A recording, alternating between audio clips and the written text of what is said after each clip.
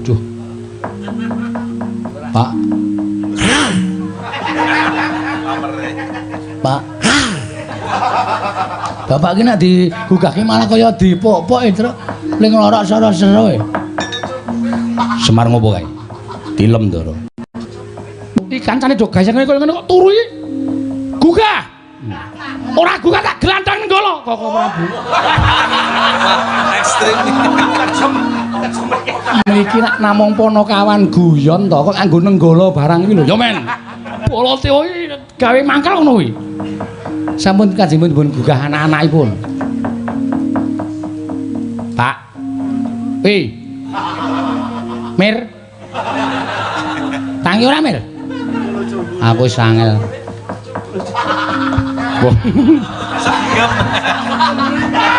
Coba jabutan wulune cumbu. Hah? Wulune cumbu jabutan sendika mangkelake mangkel lho. Kokean gong, hah? Sak gegeme. Engko nek bapak krasa karepmu lho, ora tanggung lho.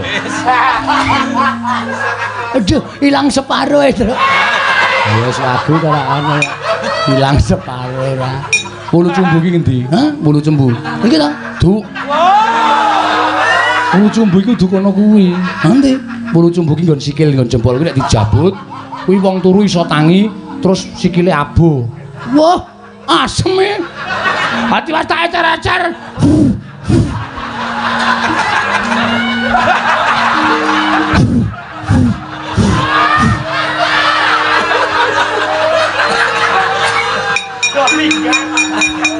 Wong edian. Kulo wis diwur-wurke kok didamu. Mubal-mubal to. Masalahe do nang kono. Dong ayo kleru. Kok ora tangi ya wis mati rasa ya bapak ya. Dadi wis ketuan ki wis kulite wis mati. Dijebole wis ora krasa wis men.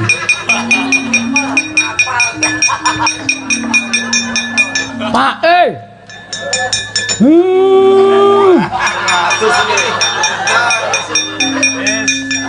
Ayo adus tangi turu adus ya. Ayo adus. Arep ndi? Ndoro arep Dharma Wisata. Melu. Adus. Adus yo. Ayo. Truk rasah truk. Truk. Aneh-aneh lho. Kok nggon kono rasah kok nyabuni lho, Truk. Ndak marahi konangan. Truk. Sing jeneng piyai sepuh ki nek wis sepuh dadi tanggungane anak. Mula kowe wajib tak dusi.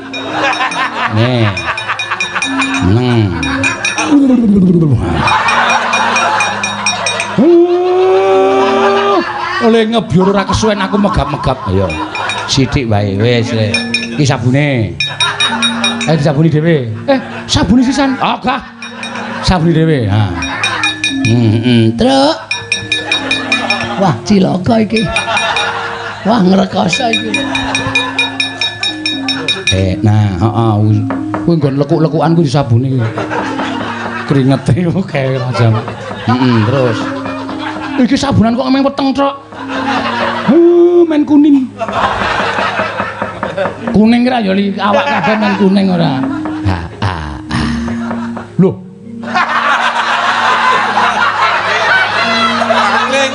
Sopo iki? Sopo iki? Kowe arep ngerti wonge sapa sing tumindak kaya ngono? Sapa? Barat. Iki kok lemrenges ming sedhi. Bagong. Bangsat. Anduke. Anduk. Ya, nyen. Pak, nganggo sandangan sik ora andukan wis men. Bagong, melono. Kula menika rak sampun matur to rasa ngejak Panakawan. Ayo gayeng ning dalan. Wong jeneng goleki Pandhawa kok nek ngejak Panakawan iki ora ono sing do rengeng-rengeng. Ngapa ya, Pak? Sopo iki? Wah, kok iso kaya ngono ya, Pak? Kenang apa ya? Ya presake ya.